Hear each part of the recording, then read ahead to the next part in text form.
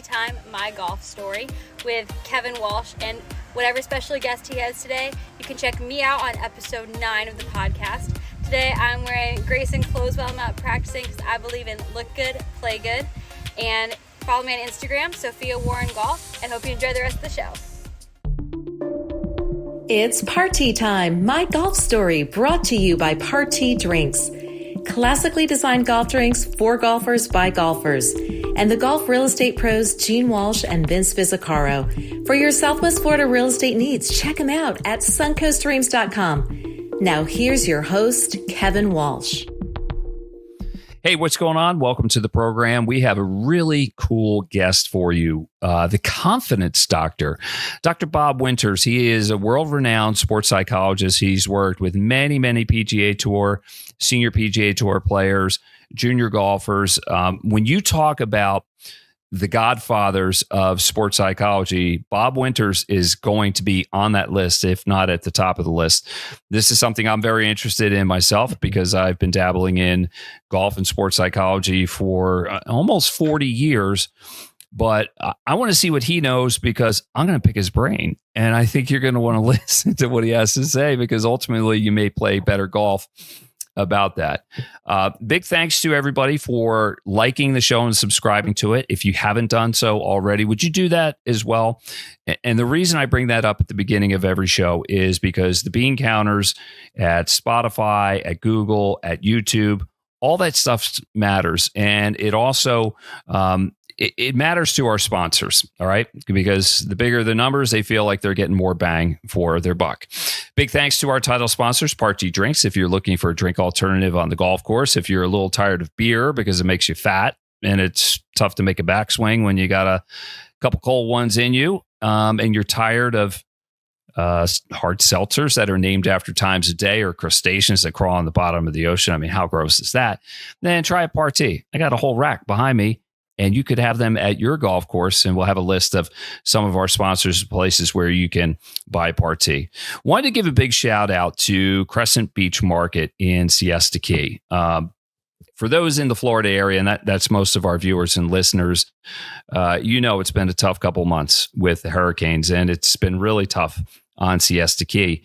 But my friends there, Sean and Tana Anderson, who bought the place, rehabbed it, and then went through some really difficult times, back up and running. Party is available there at Crescent Beach Market, and that really ought to be your stop when you're coming on to Siesta Key, going to the beach or whatever, to get your essentials for the day, be it drinks or something else. Party is available to them. Sean and Tana, thanks for being a sponsor. We're thinking about you. Appreciate you a lot. And of course, our golf real estate pros of Gene Walsh and Vince Vizzacaro from suncoastdreams.com. If your dream is to live in golfing paradise, the greater Sarasota area, especially Lakewood National Golf Club, and soon coming Calusa Country Club, Vince and Gene got you all set up. They live at Lakewood National, and they have a good idea of what's being built right across the street. It's going to be just like this, and it's going to be absolutely fabulous. All right, I think I'll leave it at that and bring on the star of the show here, Dr. Bob Winters. Man, I am so excited to talk to you because I kind of feel like I'm going to get my geek on a little bit with the golf psychology and everything. How you doing, man? I'm doing great, Kevin. It's great to be back, and on this show with you, the Party podcast. I haven't been here with you before, but it seems like I've known you for a long, long time. We have a lot of similar backgrounds. Well, I think so. The roots in Indiana, you being a native Hoosier, me going to college in Indiana, golf, competitive golf, sports psychology, golf specific, not just limited to golf, but really that's kind of our essential stuff. But so where's home for you now? Where are you joining us from right now? I'm, here in Orlando, Florida. I live outside Windermere, and been here now for about 25 years.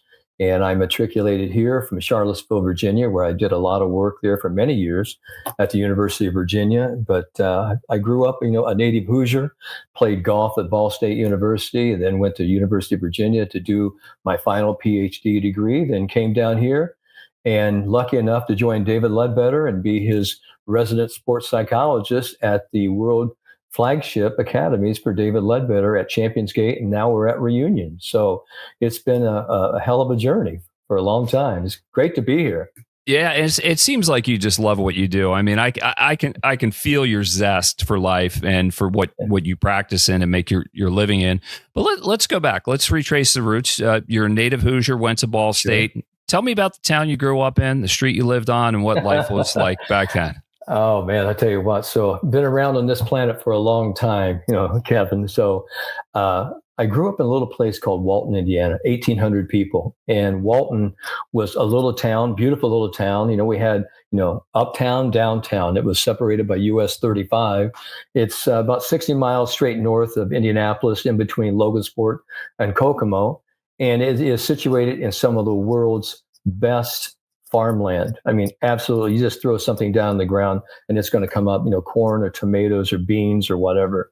So whenever I would actually hit golf balls, when I was about 13, 14, I would actually take golf balls out and hit them in this 360-degree circular driving range that were, farmland. And I could actually go out every row, and a row is about a yard apart. And I could go out and really tell how far I was hitting 150 yards from 180 yards. So, but, I grew up, a little town, and I didn't start playing golf till I was about 13, 14. But I was really small. We had a lot of, kids in my neighborhood. So we played, football, basketball, baseball, all day long. I was the youngest, of 4 kids, had 2 older brothers and an older sister. And, my older brothers were great athletes. So, and they got all the size, but I was really dinky in high school. I mean, when I say small, really, really small. And, I had great eye-hand body coordination. But I found that the one sport I could really do well and compete, was golf. I mean, I didn't hit it very far, but I was really, really straight, really good with the short game, very good little putter. But I had a tenacious attitude. I think that was the whole point about being the youngest in the family, fighting for everything you had, always being the little guy. Yeah. And so I kind of get picked on. So I had to develop sort of I don't want to say chip on my shoulder attitude, but I developed a very tough, competitive attitude. But that's where I grew up. Yeah. Yeah, that happens a lot with the youngest of the siblings. You're fighting for space, your parents' attention, resources, like on and on and on it goes. Tell me about, not only have you crashed my podcast, you've stolen my microphone. What's going on here? Hey, I need the help. I need all the help I can get. Don't we all? Gene Walsh, suncoastdreams.com here. Let's talk about the market and let's be specific about some times. We're recording this on Wednesday, November 13th, a little more than a week removed from the election. What impact has that had on the market? Well, the market was moving along nicely before the election, and then it came to a pause last week. I think that people were focused on the election and processing the results. And so now we are seeing things pick back up a little bit. People are refocused again. And as more and more buyers and visitors come down for the Thanksgiving holiday and for the warmer weather, we're starting to see it pick up again. We saw the stock market pick up after the election. Does that help too? It really does. It helps with confidence, and people feel more comfortable about making purchasing decisions when the stock market is doing well. Sure. If their portfolio is worth more, they have more money that they can spend. Got any special properties you can share? Yes. You know what? We've had a price improvement on a great property, 5713 Cheech Glen in Lakewood National. And it's so pretty. And if you're looking for a 2-story home with a bonus room and a fun room upstairs, this is a property for you. This is on the 6th hole of the Piper course. Yes. Part 5. Any rentals? Yes, I have a few rentals. So if you're looking for a month or to come down for several months, I have a few properties that could fit. It'll give you an opportunity to try out the neighborhood. Gene Walsh, suncoastdreams.com. Thank you. Can I have my microphone back? No. Tell me about, how old are you? And because you're older than you look, you have a baby face. You're blessed with that. And some tell me that's the same. So maybe we have that in common as well. Well, I have been blessed with a baby face. I'm 71 years old. I don't know really where the last 30 years went. I feel young. I feel vibrant. I feel like I'm about 40, 45. And I guess it's because of all the things I've been doing, with golf, junior golfers, college golfers, and even the pro golfers, is that they keep me young. I love what I do. I'm one of the few people in this world who's been really blessed. And when you hear people say, love your work and love what you do. And I used to be able to do, what I'm doing right now. And I did it for nothing for a long, long time. And that's the big thing, as you know, Kevin, is that, in the world of psychology and mental training and performance, is that everyone says, oh, yeah, I know what that is. But when you really get into it, it's a very, very tough field. And you really have to know your stuff, because just being a nice guy and, being pleasant to be around isn't going to cut it. You have to have bottom line results. And I think that's really one of the things that I've been able to deliver all these years. And the one thing I like to do more than anything else is help people. And I don't care who it is. If you're motivated to learn, I'm ready to teach, ready to give you some information. Well, you definitely have delivered with a number of people, and we'll get into some of your most well-known students in just a minute. Dr. Bob Winters is our guest here on Part T Time, My Golf Story. He is known as the Confidence Doctor. He has been in practice for a bazillion years. But let's go back to the beginning. So you describe yourself as something of a late bloomer. You go to Ball State. When did you kind of know there was something more than just the physical side of golf and the grit of it? I think I was about 16 years of age, and I was about 4'8" and about 80 pounds.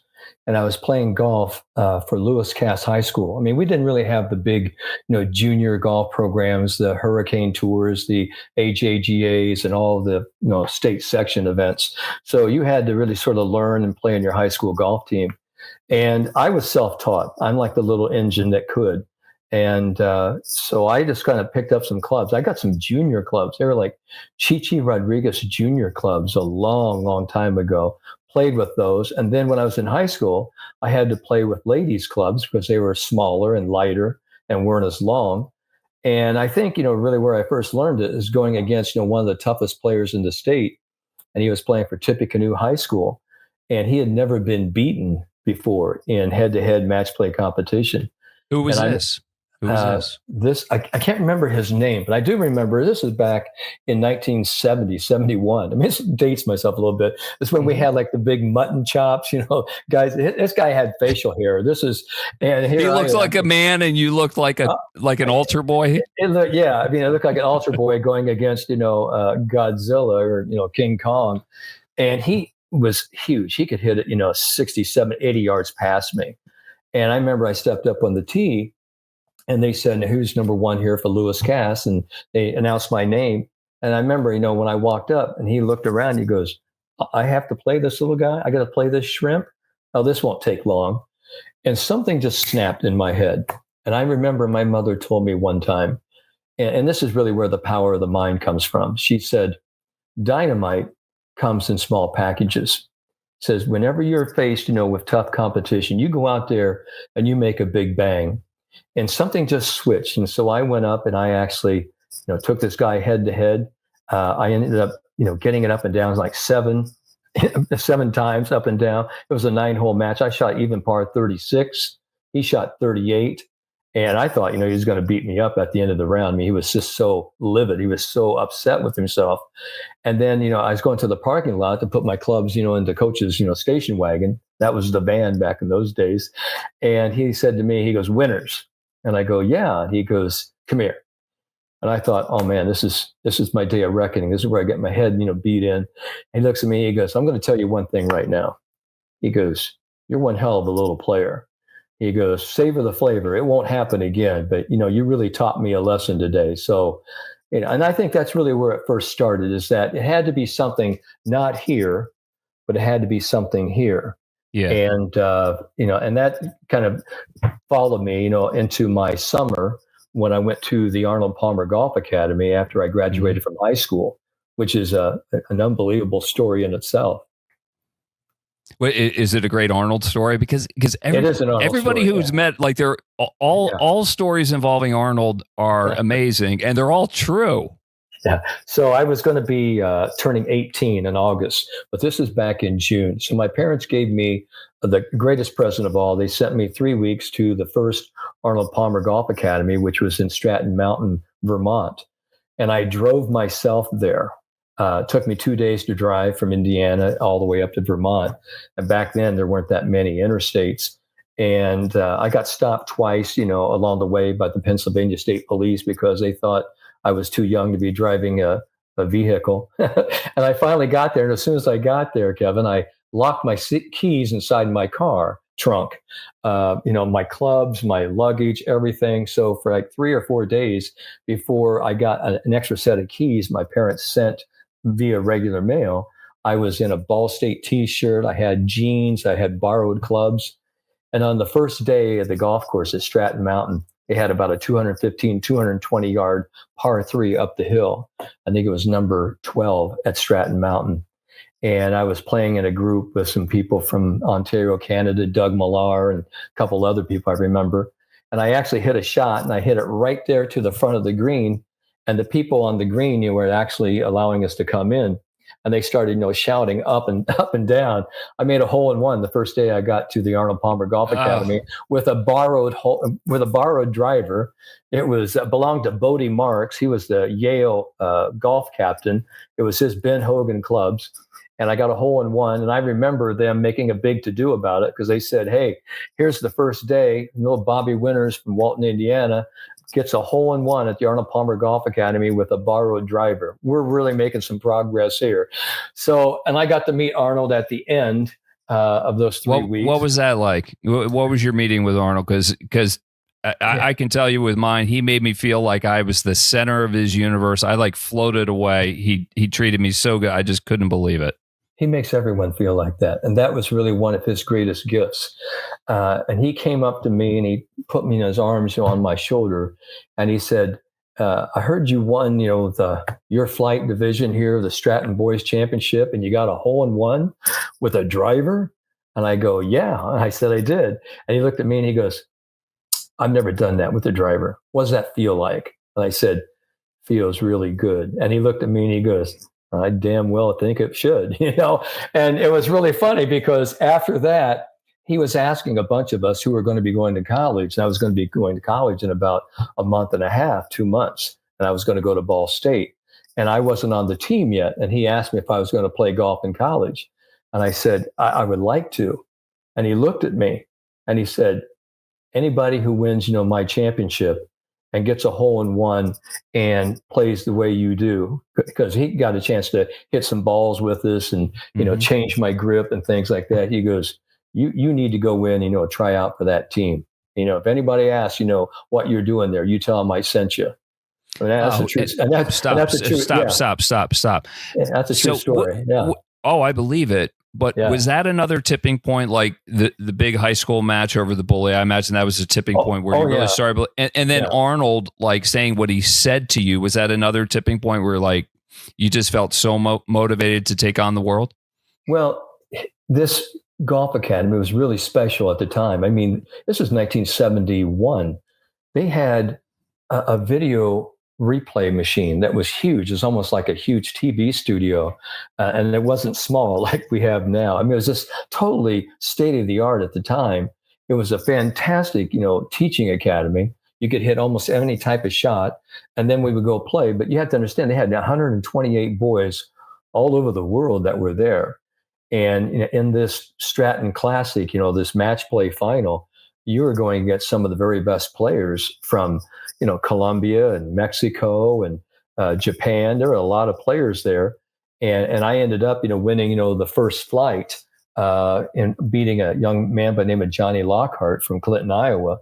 But I went through a lot of, great players. Doug Millar, who was my roommate, for goodness sake. I had to play him in my semifinal match, and he was a tremendous player. So, it just kept building up and up, where I started just learning and getting better at the game and developing more trust and confidence and self-belief. And that's really, what confidence is all about, is that you have to have some success, some modicum of success to create that motivator to feel confident, because you just can't go out and say, I'm going to be confident today.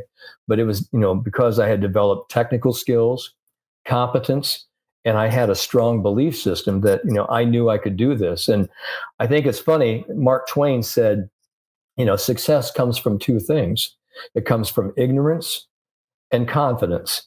And I had a lot of ignorance. I mean, I didn't realize that I wasn't supposed to do this, but, I went ahead and did it anyway. And what I found out over these many 50, 60 years since then is that a lot of people, didn't realize they didn't have the skills, but they went ahead and did it anyway. And then they look around and go, why? I wasn't supposed to think like that. And that's really, where it comes from. Sometimes I'm it's with you. good to be ignorant. Sometimes it's good not to know. I think when people go out and play a golf course for the first time, they don't know where all the trouble is. They go out and they play it really well. And then all of a sudden they look around and they go, man, there's a lot of trouble out here.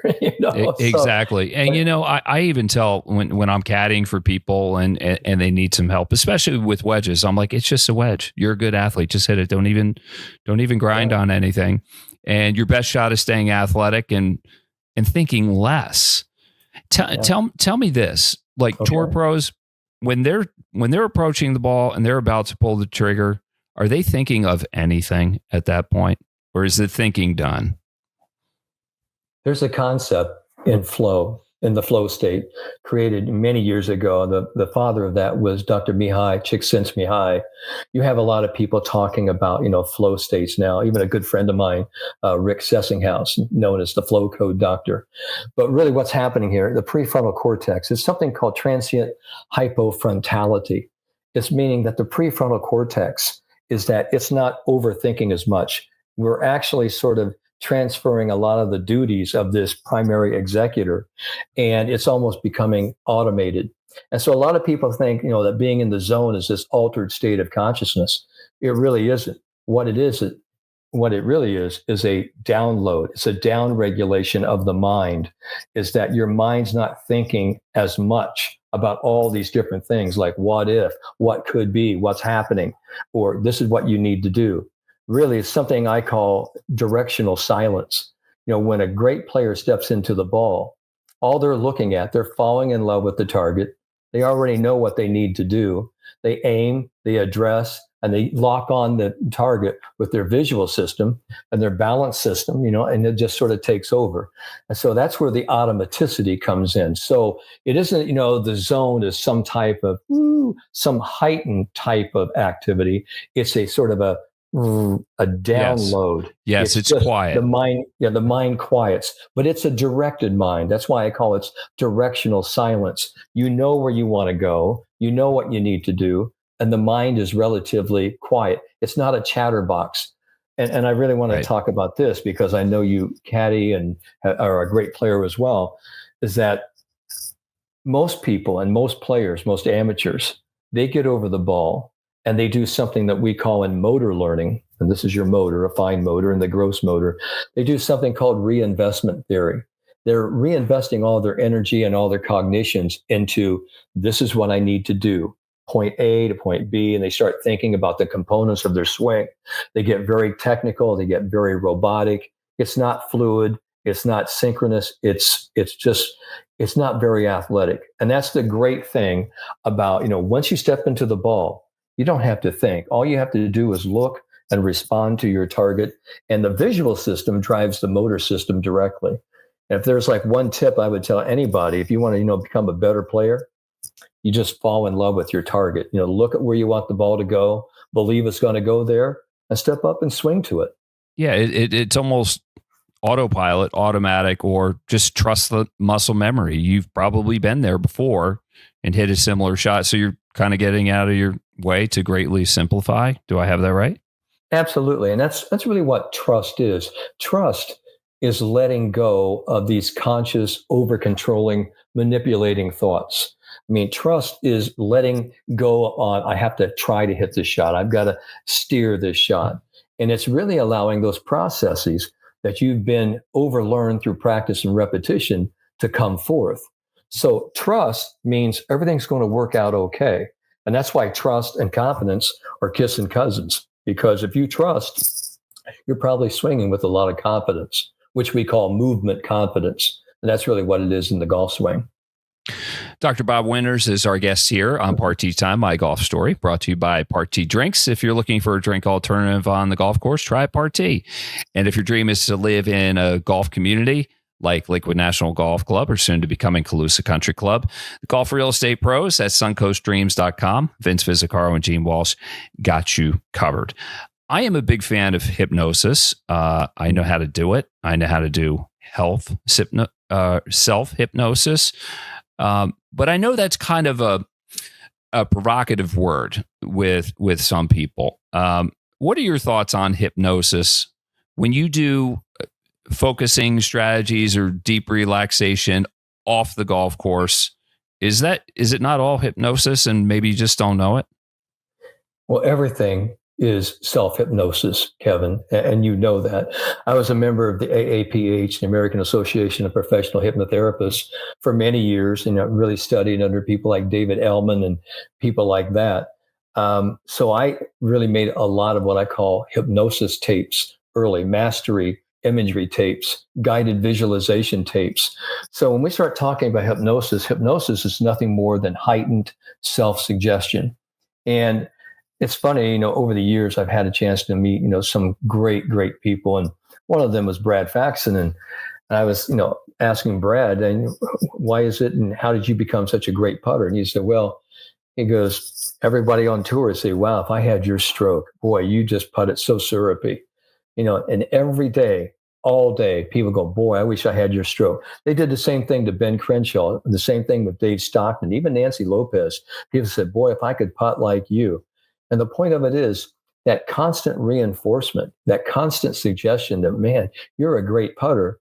And you start to buy into it just via osmosis. And so that's really one of the first things, I can tell people to do is that you start telling yourself that you're, a really good player, a really good putter.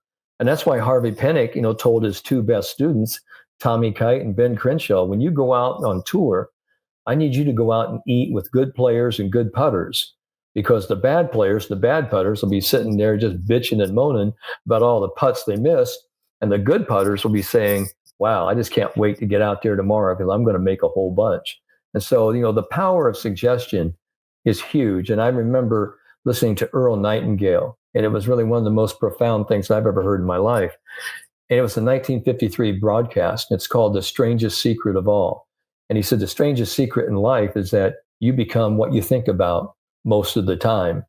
And that's really sort of, really what I've done with my whole life. I wanted to be somebody really, really important, somebody great, but, someone who loves, what they do and have an impact on people. And here I am talking to you, Kevin. So yeah, because you visualized it. Well.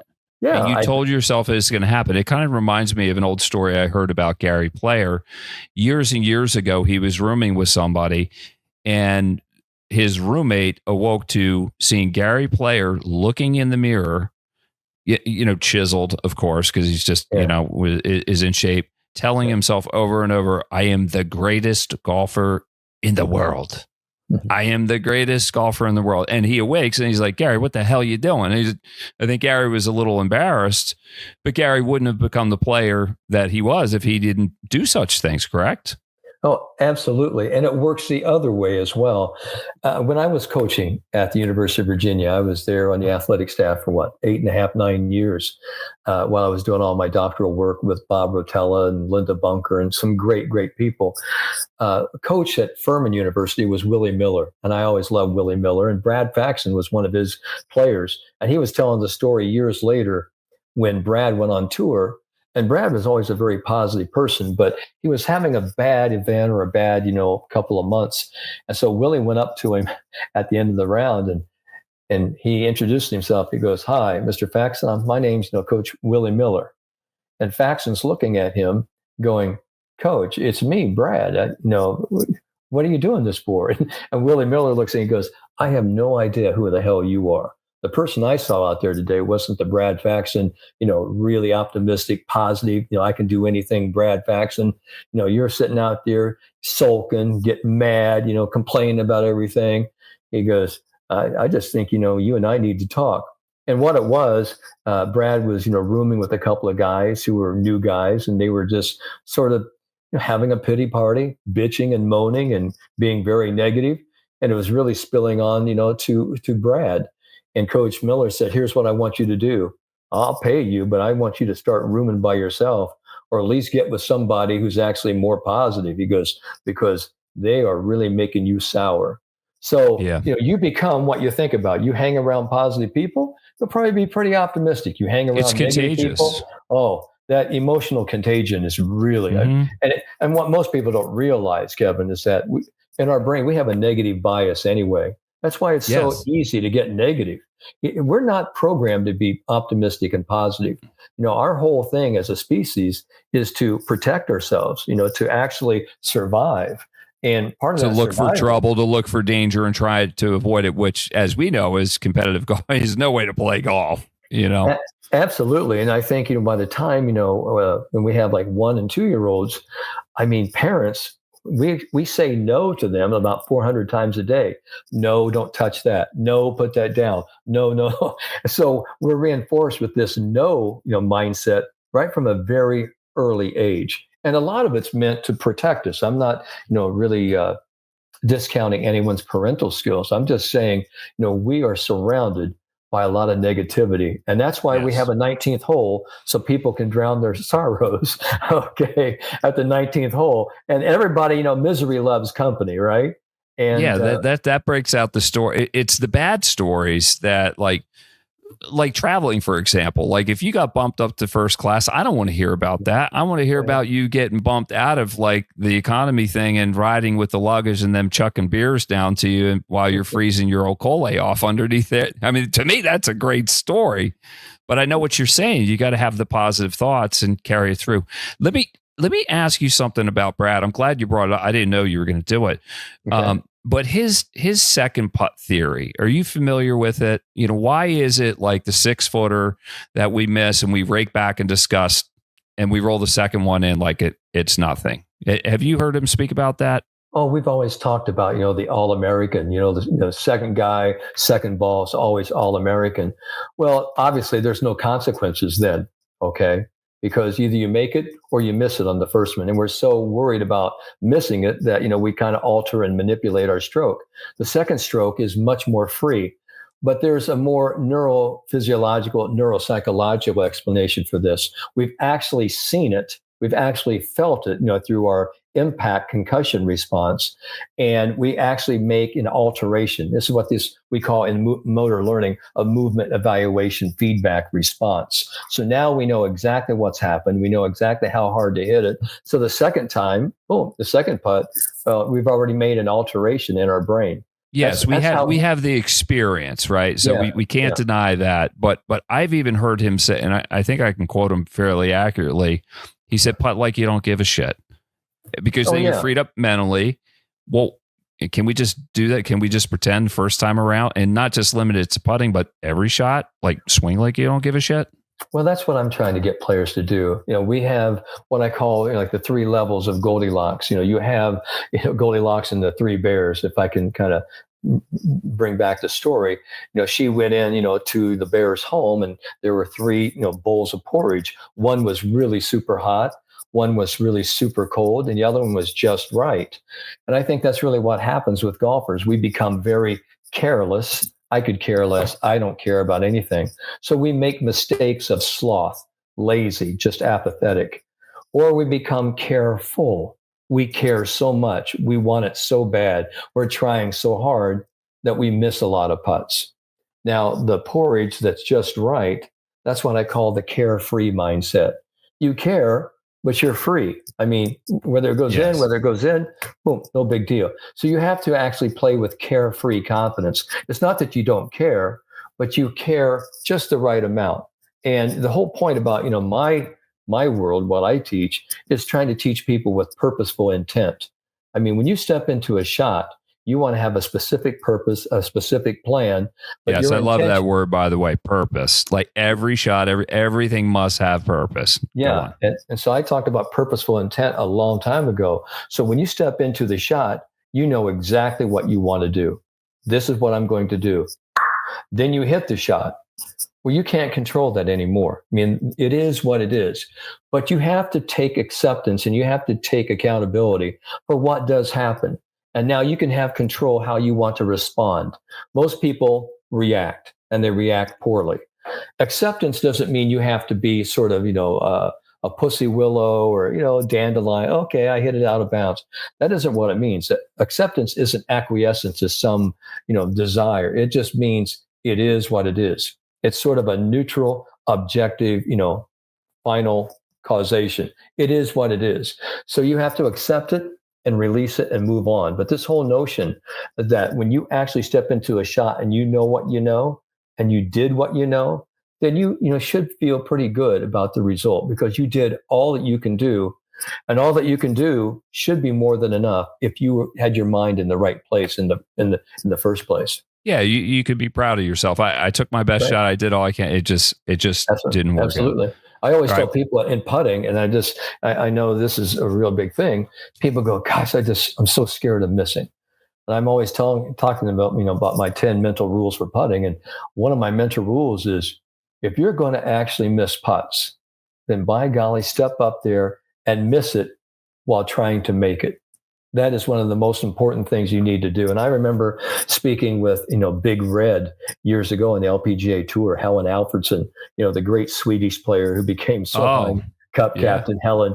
And she would get so upset. What a firecracker she was. Oh, man, she would be, cussing up a blue streak. Nobody knew it because it was all Swedish, and we didn't know at that time. But I finally told her, I said, here's what you need to do. You need to step into every putt and, putt like you're going to make it. If you miss it, you miss it. But by golly, you're not going to be a big wuss, and say, oh, guys, I'm trying to gins it up there, trying to have a hit and hope, type putt. Step in there and hit it solid. And that's the other thing that Arnold Palmer taught me. He said, you step into every putt, believing you're going to make it, but you want to hit it solid. And that is the single most important thing I think I can help people with I'm with you on that one. Yes. Hit it solid. And sometimes just a simple goal. I just want to hit a solid putt. You'll make some putts by accident. We're getting up against the time a little. You'll come back another time, won't you, Bob? Oh, absolutely. Love it. So because I promised people you're going to tell some stories about some of your students, I'm going to run through a list of them. Michelle Wee, Justin Rose, Lee Westwood. But Bernhard Langer maybe has longer legs than anybody, like the stories you can tell about him. Why don't you tell some Bernie stories? Well, I'll tell you what, I'm going to save a Bernhard story for another time, but I want to tell a Lee Westwood story. Okay. All right. Yeah. Let's go. Yeah, Westy. So Lee, was a great player, came in to see David, and I been with David me a year and a half here in Orlando. And so David came in, and David's very English and South Africa. And he comes in, he goes, hey, Bob, hey, listen, Lee would like to talk with you for a little bit. So I said, okay. So, Lee came in, and he had been number 2 in the world, but he had been having a family and hadn't been playing really well. And I think he dropped down to like 180th in the world. And he was just really distraught, but he was just sort of trying to retool and resharpen his golfing knives, so to speak. So I asked him, I said, how are you playing? And he looked at me and he goes, I don't know how I can explain it. I said, well, how is it? He goes, well, it's crap. That's what it is. It's crap. And he didn't say crap. All right. It's S-H-I-T. It's really what he said. And I said, well, explain that. He goes, it's the internet, Bob. You can use full color language. Yeah. He says that. You will offend nobody. And he goes, it's shit, right? And I go, yeah. And I said, tell me what's going on. He goes, I'll be playing really, really well. And I'll be hitting it, super. And then all of a sudden I'll get one shot and I have no idea where it's going. And it just blows my mind and it just infuriates me. And it's just, I can't deal with it. He goes, because if it was one pattern, one shot, but I can miss it right, I can miss it left, high, low. I don't know where it's coming from. And I don't know when it's going to show up. And so I looked at him and he goes, you got any answers for me? And I looked at him, I go, you're English, right? He goes, well, yeah. And I go, you like fish and chips, right? And he goes, bloody hell, what's going on? I go, you like fish and chips? Do you like McDonald's? Like French fries? And he goes, yeah. And I go, they're great. Like the Golden Arches, you pull a bag and you pull them out. And he goes, yeah, they're pretty good. And I go, you ever got one of those little brown bastards in there? It's been cooked too long. You're sitting there going, how did this guy get in here? Right? And he goes, yeah, I've had some of those. What do you do with those? He goes, I give him a toss. You're just a bloody wanker. Just give him a toss. No big deal.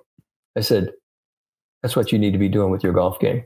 You hit a shot. It is what it is. You let it go. Let it go. See, and that's the whole point, because you get back into those, other French fries, and you start, and that's what being resilient. That's really what bounce back is. But instead, you're sitting here going, "Oh God, this is terrible," and you're actually sitting there re-ingesting, this terrible, brown, over-fried French fry. You are just eating your garbage. I said, "You need to toss it." And he looked at me and he goes, "Wow." David walks in, and after all these years, I don't think David really knows what I do with people. Just he knows what I do, and we have this love affair that we just love working with people, and we kind of give each other space. So David pops his head in. He goes, "Hey, how's everything working out?" And Lee Westwood looks at David Ledbetter, and he goes, "Tell you, man, here, Dr. Bob, he's got a bloody genius." And David looks at me. He goes, "Yeah?" And I said, "He goes, what are you guys talking about?" And I look at David. I go, "Talking about French fries." And he goes, "French fries?" And I go, "Yeah." And David goes, "Okay, sounds good." And he shuts the door. And that was, the rest of that. I think like 2 weeks later, Lee goes out there. I think he wins the Portugal Open, goes on a tear in Europe, and comes back to America and does a lot of stuff. Now, maybe that was the tipping point for him, but it was just this realization. And what I have found through my many years of working with the very best of the best and some of the most emotionally challenged athletes is that you don't have to give them a huge dissertation, just one or two key golden nuggets that they can sit there and go, "Now that makes sense." And then they just take it and they run with it. And that's really what the great athletes do. They don't need, a whole overhaul, transmission. They might just need, maybe a new oil change or just a new spark plug, just something to get them up and running. And I think that's really, what I did with Lee. But I always thought that was a funny story because David pops his head in. He goes, "What are you guys talking about?" I'm talking about French fries. And he's going, "Wow." And so, but that's the thing. And that's why, I've been really blessed. David Ledbetter has been a great friend, a great colleague, mentor, confidant. We've done a lot of stuff together, been through a lot of people together, and he's just been super to me. And it's been a great marriage after all these years, and that I'm still over here, at Golf Zone Ledbetter Reunion, helping so many students, really get better every day. So thanks, to David, for trusting in me all those many years. When I came down from the University of Virginia, he said, "Let's go. Let's find out and have a great time doing what we do." It's been a great run. Sounds like it's going to continue to be it sounds like you guys are never going to retire. You're just going to keep doing. And by the way, French fries, when I get those real crunchy brown ones, I just eat them anyway. I kind of like the contrast. Because it makes the real good ones, the pristine ones, taste even better. Well, that is true. I mean, that's a little comparison there for you. Okay, Kevin, that's good. Yeah. So as we finish up here with the Confidence Doctor, Dr. Bob Winters, tell me one thing. If there's one thing that you can say to the average Joe golfer, average Jane golfer that you think could really help their game, profoundly or just a little bit, something that they can take out on the golf course the next time they play, what would it be? This is the one thing that I have really learned over the years. I've studied it, developed it, created a lot of theories about it. And that is, first thing first, it's your game. When you hear people talk about the cliche, play your game, because here's a truth, and this is a truism. Nobody cares what you do. Nobody cares what you shoot. It's your time, it's your money, it's your golf ball. So here's the one thing I need you to do. I need you to go out there and tell yourself, I'm going to give myself permission to play my game. I don't give a ding damn worry about what you think about my game, but I'm just going to enjoy the heck out of it. And before I step into every shot, I'm going to have a really clear picture of what I want to do, not what I'm going to try to do. This is what I'm going to do. And that's the whole notion about, Nike. I mean, their whole, slogan was just do it. And if you give yourself permission to step in and say, this is what I'm going to do with the shot. Hey, it may work out, it may not, but at least you have the consolation that you stepped in and you had this purposeful mindset. This is what I'm going to do. And if you do that, and you do that, what I call one shot at a time, I'll tell you what, you're on your way to probably playing some of the very best golf of your career. That's and it's as simple as that. Keep it simple. The KISS method. Keep it simple, stupid. I mean, sometimes we just get in our own way. Just keep it simple, play with purpose, play with conviction, trust the muscle memory, and get to that quiet thing in the mind.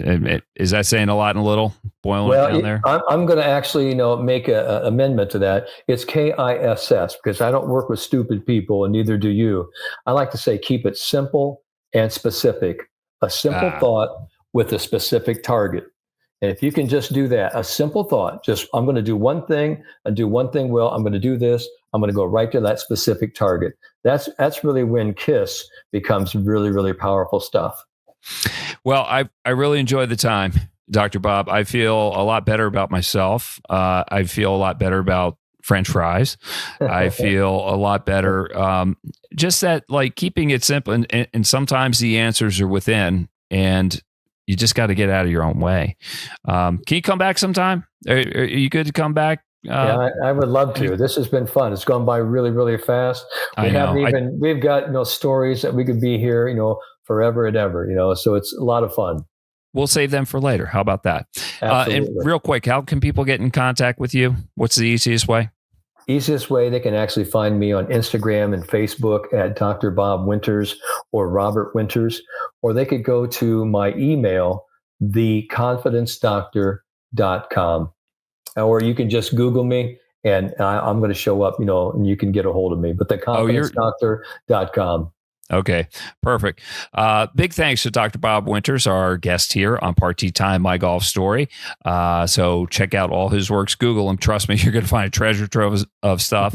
And a big thanks to our title sponsors, Party Drinks. If you're looking for a drink alternative on the golf course, try a Party. I think you'll be really happy. And if your dream is to live in golf paradise, especially at Lakewood National Golf Club, and soon to becoming Calusa Country Club, right across the street from Lakewood National Golf Club in the greater Sarasota area, Gene Walsh and Vince Visicaro from SuncoastDreams.com got you covered. For Dr. Bob Winters, I'm Kevin Walsh. We'll see you again next time on Party Time, My Golf Story.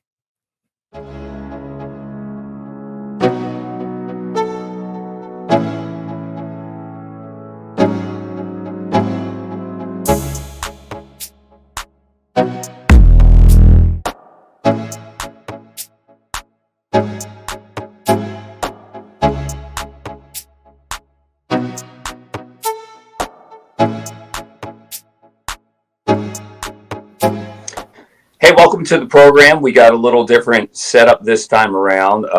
First things first, I'm doing this on my phone. I'm hosting on my phone for the first time. I'm in Ledger, Connecticut, southeastern Connecticut. It's 2 days before Christmas, and I'm with my family for the holidays, but I'll be back in Florida late Christmas Eve. By the time you're seeing this program, it'll be the week after Christmas. So I hope you had a really good Christmas. It is 9 degrees in Ledger, Connecticut right now. I can't wait to get back to Florida, but enjoying some time with the family. This is round 2 with Dr. Bob Winters. He is the confidence coach, or the confidence doctor, and he was by far one of our most popular guests before. And for those that watched him, there were a lot of questions that resulted. Who is he? How can he help me? So in this program, what we're going to do is we're going to take some questions, viewer emails, as the industry term would say it, from him, and he's going to answer them directly. And maybe that can help you with your golf. Somebody else's question may be something that you felt in the past. And so that is his late Christmas gift to you. Dr. Bob Winters, who has coached former world number ones, who has helped amateur golfers, professional golfers, everybody under the sun. Great golfer himself, and the lead psychologist for David Ledbetter. So you're in good hands with a good doctor. Some housekeeping stuff. We are at 9,500 subscribers right now, which is amazing. If you haven't subscribed to the podcast yet, would you please do so? Because that helps us. Like the show, write some comments about the show, and share it with a friend, because that's how we grow and satisfy our sponsors. Want to send a big shout out to my buddy Skip at Skip's Marina in Inglewood, Florida. As most of you know, the hurricanes were devastating to the southern shores of the Suncoast south of Sarasota. Skip's among them, and also around Inglewood and Port Charlotte. But Skip's is open, the marina is open, and the backyard, which is a great place to get something to eat and something to drink, that's open as well. So go see my buddy Skip. A lot of places around Inglewood still not open, but people are looking for places to eat. He supports Parti Drinks, so support him.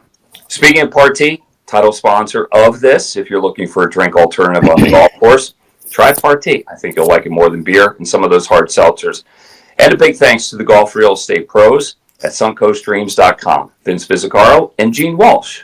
If your dream is to live on a golf course in the Sarasota area, nobody better than Vince and Gene, and they can help you out. All right, so let's get it on here with the man of the hour, Dr. Bob Winters. Hope you had a good Christmas, Dr. Winters. Hope you have a good New Year coming up. But tell me, how have you been? I really enjoyed our first interview, and we got a lot of traction. What's been the reaction on your end of things? Well, I saw where it's had a lot of people, just, thousands and thousands of views. And we've had, just a great holiday season, and happy holidays to you. We're looking forward to a nice 2025. And this is sort of my belated Christmas gift to all the viewers and listeners out there. So great to be back with you, Kevin. And we're going to do round two. And I'm kind of looking forward to answering a lot of these questions, from our interested viewers. Okay, cool. So let's get it going with that. All right. Let's start you off. Robbie from Lakeland, Florida. I think you know Robbie. It's Robbie Davis, the the golf coach at Florida Southern. Sure. He recently had a bout with shaky hands while putting. What's something that he or others that maybe have that nervousness in their hands, what can they do to subside the shaking? Well, knowing, Coach Davis, and knowing, a lot of golfers who have played for a long time competitively, a lot of people ask, is this sort of a precursor to, the affliction known as the yips?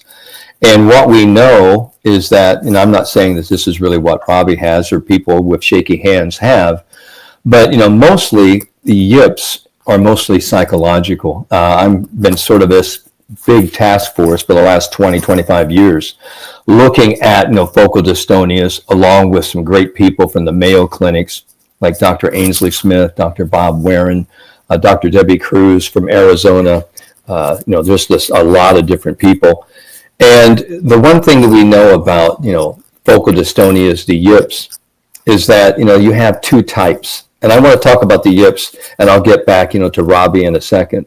But you have type 1 and type 2. Type 1 yips are almost like type 1 diabetes. Has to be treated with insulin, has to be treated with medication. Type 1, it's organically based, it's neurological, neurophysiological. It's a co-contraction of the muscles of the hands, fingers, and forearms. And type 2 is mostly psychological. And I talk about ASD, it's acute stress dysfunction, is that people have the fear of missing. And that really creates sort of this anxiety, this pre-stroke anxiety, and they actually get up and they fear missing more than they actually want to get into the making. Now, what are some of the ramifications and actually rehabilitation for these shaky hands or whatever? First of all, since I know, Rob, he's played for a long time, and a lot of people who have played over 20 plus years and maybe play more than 50 to 60 rounds a year, they are predisposed to maybe having some sort of I'm going to say mental awareness, of something's going on. And what happens because, they play so much is that their perception of a putt has high perceived value. So they're putting a lot of focus on the end result. So one of the things I'm always trying to help people understand is that if you can get into the process of good putting and quit worrying about the outcome, you eliminate a lot of this outcome anxiety, whether the putt goes in or not. Because most people would just love to step up to the putt, with soft hands, comfortable hands, have this relaxed feeling, take it back and stroke the ball through, just like they used to do when they were younger, or maybe when they first got into the game. Putting was really the easiest stroke. It was just sort of back and through. So a couple of the things, that Robbie can do is, one, make sure that he doesn't have any caffeine, before he goes out and plays. Caffeine sort of exacerbates, this feeling of trepidation, this feeling of being jittery. The other thing is maybe using sort of a softer and fatter grip. So he's taking out, the fingers, the fine motor control, and putting it more in the arms and shoulders. And the other thing is, I have to ask, Robbie or any player, where are you putting all of your pressure in your hands? Are you, grabbing the putter, much, like you're trying to choke it? And you should really be holding the putter, rather lightly in your hands, almost like holding a tube of toothpaste, without, losing the tube of toothpaste. And so maybe just a slight pressure. Some players, we do, split hands. We actually, split the grip. Others, have gone to the long handle. There's a lot of different things that you can do. But one of the first things, I would do to eliminate, all this shaking is to have your pre-putt routine. And from behind the ball, right? Not just over the ball, next to the ball, but behind the ball, looking down the line. So, taking, a nice rehearsal stroke. We call this a pre-rehearsal stroke. It's pre, meaning before, and it's a rehearsal. So it's this pre-rehearsal stroke that we're taking back and through. Some people call it a practice stroke, but when you talk about practice, you're trying to define some type of skill acquisition, movement connotation. So I'm just trying to create a nice feel, gentle back and forth, getting that feel of the putter head moving back and through it, just a nice, comfortable feeling. So that when you step into the ball and you actually aim the putter, you look down the line at, the hole, so you can get sort of your distance and direction judgment. You come back to the ball and you just sort of, initiate, that feel that you've already initiated, behind the ball. So we're really talking about stepping in and actually making a stroke that's very similar to the one you just made 6 or 7 seconds earlier. So, those are some thoughts for Robbie. It's almost like part 3 of it with not so much a care about the results, but it's just boom, boom, step in just like you did. Yeah, it's sort of, look and respond instead of actually sitting over the putt and giving yourself this conscious deliberation. Oh, I have to make this. This is the big putt. This is for, my birdie, or this is for my par. This is for me breaking 80. So when you have, that outcome focus, it puts a lot of internal pressure. And pressure is defined in putting as tension. It's tension in the hands, in the arms, in the shoulders, in the neck, and especially in the face. And one of the things I always tell players, if you have a really big putt, open your mouth, loosen your jaw, and that releases, these neck muscles that kind of flows right down into your hands and your forearms. So, open your mouth, just breathe normally, and just take a look at the putter and come back and through. But, those are some things I would suggest, to Coach Robbie. Okay, that's an interesting thing, because that sort of like dovetails into my next question. Didn't know that about opening the mouth and loosening the jaw. This is my question. How do I control my breathing to better stay calm under pressure? I just read a book about breathing and said always breathe through the nose. What are your thoughts on that? Well, I've done a lot of work, with breath coaches and NeuroPeak, and, they actually have, this monitor where you actually sort of breathe and it sort of regulates your breathing. But, one of the things that we know through, stress reduction exercises is something that the Navy SEALs use, and that's box breathing. And box breathing, is sort of, you go up into this box. So you take in, you breathe in through your nose. Now, a lot of people want to breathe in, and they have like this high upper diaphragm breath. They bring their chest up. That's not really what great yoga-like or Zen breathing is. It's sort of letting your tummy come out. Like, little kids, you see little kids with their tummies out. When you breathe in, you should actually have your tummy coming out. So when we breathe in maybe to the count of 3 or 4. We breathe in 1, 2, 3, 4. Then we'll hold it for 3, and then we'll let it out. Exhale 1, 2, 3, 4, and then we'll actually breathe in again 1, 2, 3, 4. Let it go, and then just start the process all over again. And that's a very easy way to actually calm yourself down long before you even step into the putt. But something I learned working with archers and marksmen, shooters on the range, was something called down at the very bottom of the breath. It's when you really want to release the arrow or shoot the gun. So when you're over a putt, you're kind of looking down the line and you're breathing through your mouth. You can breathe through your nose and mouth, but you can breathe through your nose and just let the exhalation come through your mouth. The reason why, we keep our mouth open is that a lot of people, when they get over a shot, they tense their mouth, they tense their jaws. And, this TMJ joint here, when you tense that up, it tenses all these neck muscles here and tenses it here in the upper shoulders. And it really creates a very robotic mechanical stroke. So the more you can just kind of, let your breathing breathe itself and just kind of take, a nice little breath in through your nose. And then, when you come back, your eyes back to the ball, you kind of let, your air just come out. And right at the bottom of your breath is probably when you should actually be initiating that stroke, because that is really what we call the still part of the shot. Yeah, I can feel it. I can feel it now, like imagining it and feeling it. Yeah, when we get into advanced breathing, we talk about, heart rate, breathing in between, your heart and your heartbeat, and that's sort of, a higher level elite skill. But all you have to do is just simply, breathe through your nose, open up your mouth, let the air come out through your mouth, and then at the very bottom, hit the putt and keep, keeping your mouth open. A lot of times, players go, well, if I keep my mouth open, what should I be doing with my tongue? A lot of times, players, and this is something consciously to get their minds into doing something rather than the importance of the putt, they'll come here and they'll put their tongue to the top of their mouth. And If you do that right now, it's just another thing. It's, we call it, a conscious beta, distraction. You're doing it actively. But it's, taking you off of the outcome, and it's getting you to do something that you feel is helping you. Got it. Okay, cool. Rodney from Chaska, Minnesota wants to know, what do touring professionals generally think about when standing over the ball? I like to try what they do. Well, just by vocational choice, elite golfers, tour professionals, they've been doing this a long time. So they've developed this motor schema in their brain. And a motor schema is this blueprint of, repetitive behavior. So when they step into a shot, they're really not thinking about how to do it. They're thinking about where the ball is going to go.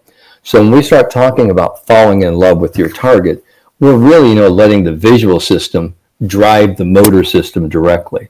I see it, I come back to the ball, and I swing. They're really not thinking about anything. I think most amateurs and most beginning to intermediate players or people who are working on their swing have very black and white, conscious, self-directed instructions that they're giving themselves. They're almost taking it, very coercively. Step one, step two, here's where I need to be. That's not fluid, that's not flowing at all. And so, the great pros, when they actually step up there, just through, practice, repetition, habituation, they're looking at the target. They're really not thinking about anything other than the ball going to the target. Now, I've had several players that say, I need something. I need training wheels. I say, okay, Kentucky Fried Chicken, great franchise, used to have, marketing device, and their slogan was, we do one thing well, and we do this, we fry chicken. The same thing with golf. If you have, one key, one cue, one thing that you want to do, this is the feel. If I feel like I can actually pull through and swing through the ball to the target, that's the one cue that you want to have. But, the brain only needs one thing. You don't need 4 or 5 things in the brain. Just give yourself one thought. It could be an image. It could be a mechanical cue. It could be sort of a feel or tempo. But that's really what the tour pros are doing. They're swinging this feel that they have rehearsed over and over through practice and repetition to actually just swing that feel to the target. And that's really what movement and trust and confidence is all about. It almost sounds like casting a fishing rod. You just look at the target and you throw it. And if you're any good at it, if you've done enough, you hit the target.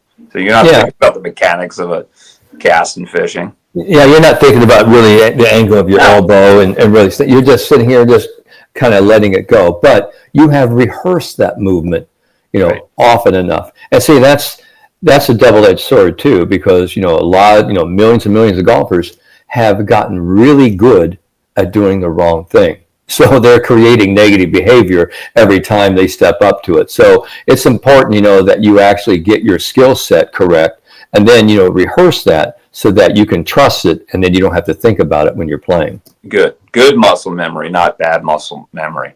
Yeah. Okay, Wayne from Longport, New Jersey wants to know, if you have a good round going, what can you do to protect it and get it in the house? That's a great question, Wayne. The first thing is there's no protection in golf. If you're starting to protect, you're already starting to become self-aware. You're already starting to, think about score. You're already predicting what's going to happen. The reason why, Wayne, you're actually doing so well is because you're not thinking about score. You're not thinking about outcome. You are in the present moment, playing your game one shot at a time. And that's really, what the very best players do. They're just taking it one after one until they're done. I always tell my players to string pearls. We're doing it one after one. And the funny thing is, when you're on the 16th hole and you start thinking, wow, I'm doing really well. I can actually have my personal best if I just make a couple good swings here. That doesn't do anything positive for you at all. In fact, that puts, self-imposed pressure on you. What you need to realize that what you've been doing all day long is confirmation that your process and your thoughts and your body is working. So continue to do that. Don't be, sitting here thinking about score, results, outcomes, rank, if you're going to beat your buddies. Continue to get back into this single moment. And that's why a lot of times I will have players, and I'll pull one out right here. I'll have them, wear, like a rubber band. It's just like a little rubber band here. It could be a big one, it could be a little one. And I'll have this here. And when a person, starts to self-reflect, or someone says, hey, you're doing really well today, keep it up. So a lot of people, human nature, go, wow, I hope I can keep it up. I hope I can bring it home. You need to remind yourself, hey, it might be the good intentions of others, and they might be saying, well wishes, but it kind of puts a little extra pressure on you. What you need to do is you need to take that little rubber band, pull it, snap it, and remind yourself, hey, what I've been doing has been working all day. So I'm just going to continue really what I'm doing. It's much like I've always told a lot of my players, I said, what's your favorite ice cream flavor? And if they tell me vanilla, I say, good. You want to, keep it vanilla all day long. Because when you get on the 16th hole, you don't want to be thinking Rocky Road. All right. I need to change flavors. And that's the biggest mental mistake that golfers do. They think they need to do something more, something even more advanced. They don't have to do anything other than continue the process one after one until they're done. Sean Jacklin told me a story about his dad when he was on his way to winning his first British Open, where he was smacking himself in the face to keep himself present, not getting ahead, because he was thinking about holding the claret jug. It's a little more extreme version of the rubber band on the. Well, I've had that for so many times. I know that Tom Abbott, and some people who have been, recording, and he's been a good friend. He's always, he's very noticeable about, what, some of the girls are doing on tour. And I don't know if he's ever said it, but I know that some of my players on the LPGA tour over the years, they have actually, been, snapping the rubber bands, or they, sort of readjust their caps or whatever. And these are all little, what we call cognitive behavioral anchors, if you will, just to sort of help you, guide that ship back on path, because it's so easy to get, distracted. It's so easy to get lost in the results, because that's the first thing people ask you when you get, done. What'd you shoot? What'd you shoot? What'd you shoot? And we need to understand that whole notion about trying to run and chase a score is the worst way to screw up a score. You need to be doing it one after one after one until you're done. And then we'll total it up. Right. And then people will be really pleased with their end result. I think a lot of what you're saying, like one of our next guests here on Part T Time, My Golf Story, is going to measure really right up with Kyle Rhodes, a local golfer from the Lakewood Ranch area who has shot in the 50s, not once but twice. Recently won a North Florida PGA event shooting 59, and had previously shot a 58 in a social round. So I'm going to stack what you just said up against what I expect he's going to say, and he's our next guest here. on party time. Dr. Bob Winters is our guest. He is the confidence doctor. He's worked with world number ones, professional golfers, amateur golfers. Party time brought to you by Party Drinks. If you're looking for a drink alternative on the golf course, try Party. And if you're looking for golf real estate in the Suncoast area of Sarasota, nobody better than suncoastdreams.com. Gene Walsh and Vince Visicaro from suncoastdreams.com, a division of Fine Properties.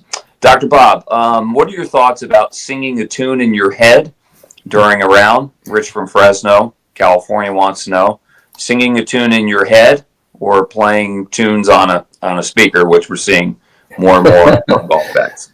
Well, Rich, good for you. It's nice to have an earworm. We call them psychological earworms. You got this tune, you got this voice going in your head. I think for a lot of people, it's sort of a pleasant, I don't want to say it's a distraction, but it's something pleasant that you do, and it kind of puts you in a happy place, so to speak.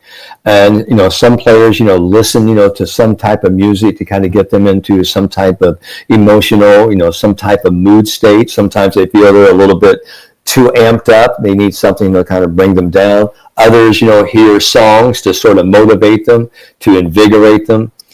So I think having an earworm, it's a very, very good thing. I see a lot of our junior academy students at the Ledbetter Golf Zone Academy, which I've been affiliated now with for 25 years. I see them now putting in a lot of headphones, earbuds, and listening to music. I sort of worry about that a little bit, because I think sometimes when you're listening to music, and if you're listening to the music, you're really not listening to the inner rhythms of your body swing.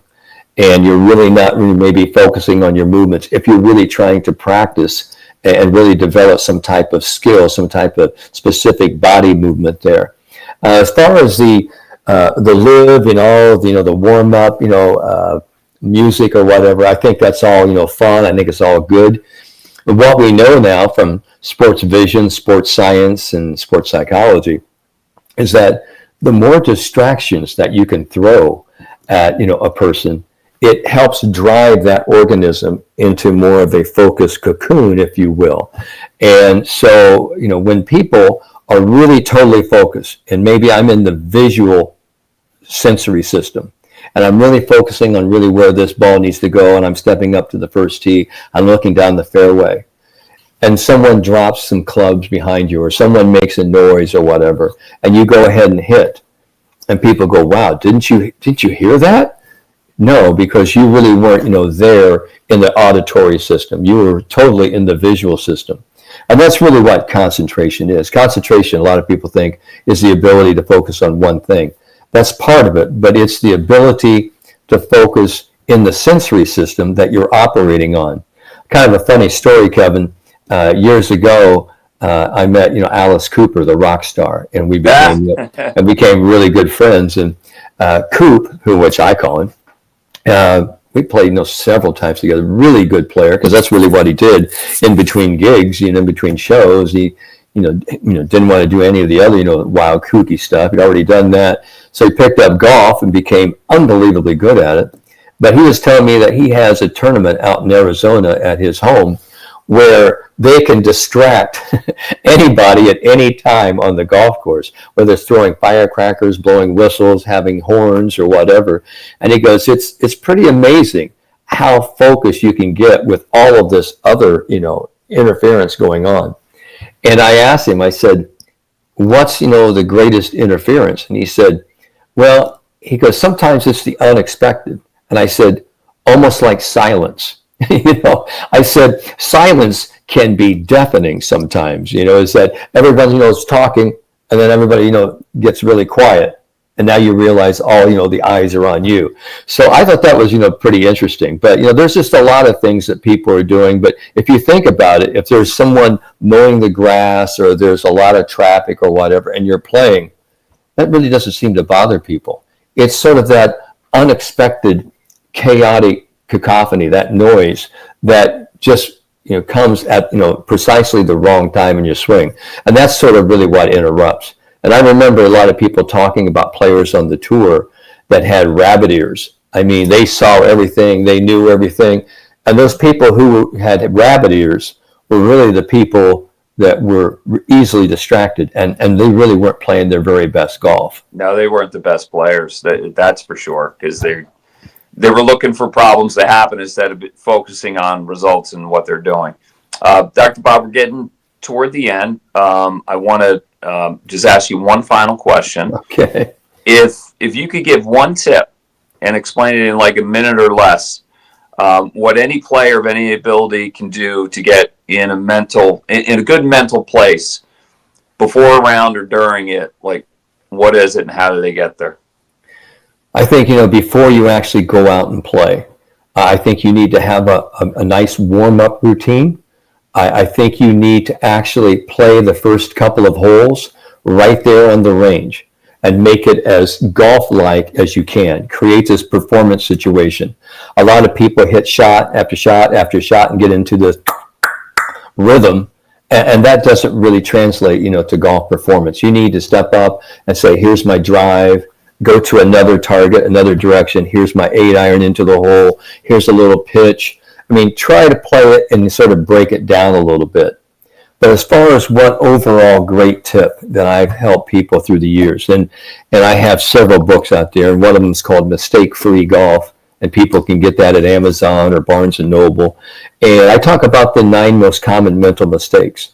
And I think that one of the biggest mental mistakes that golfers make is that they don't have a clear idea of what they want to do before they step into the ball. If you have a very clear idea, this is what I want to do, this is how I'm going to do it, here's the feel I'm going to have for it, you are in essence creating confidence for yourself. So when you create confidence, back here behind the ball, and you say, this is what I'm going to do, you step into the ball and you step in with confidence, because what we're doing, we're trying to eliminate all of the doubt, all of the tension, and create a pathway towards success. And that's really what having a clear and a committed mindset gives you. That would be my number one tip. Love it. Okay, I'm going to put that to use next time I play because my game's not in a good place. We could talk about that another show. Really appreciate you, Dr. Bob. Hope you have a good new year coming up. And much success to you. Thanks for being a friend of the program.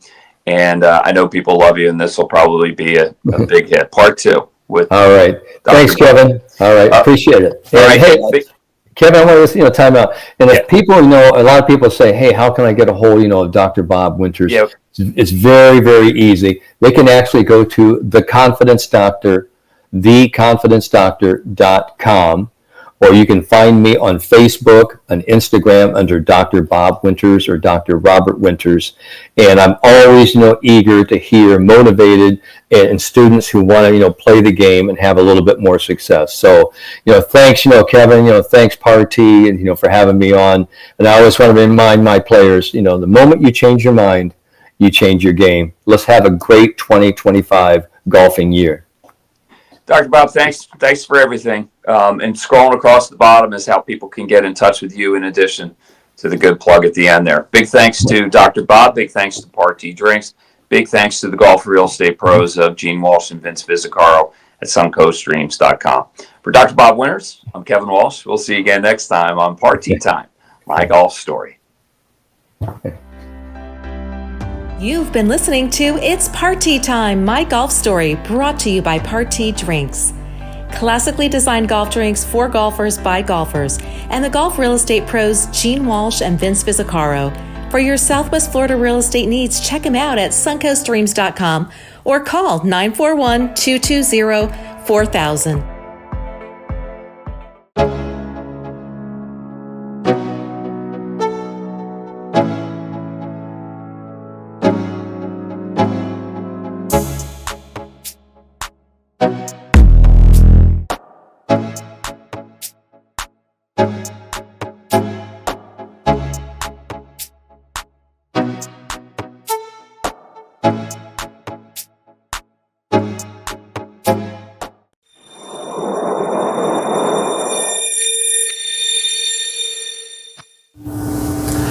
This is Vince Visicaro and Gene Walsh with the suncoaststreams.com real estate team at Fine Properties. We've helped hundreds of families find their dream homes in golf and resort communities in Lakewood Ranch, Bradenton, Sarasota, Parish, Venice, and the surrounding areas.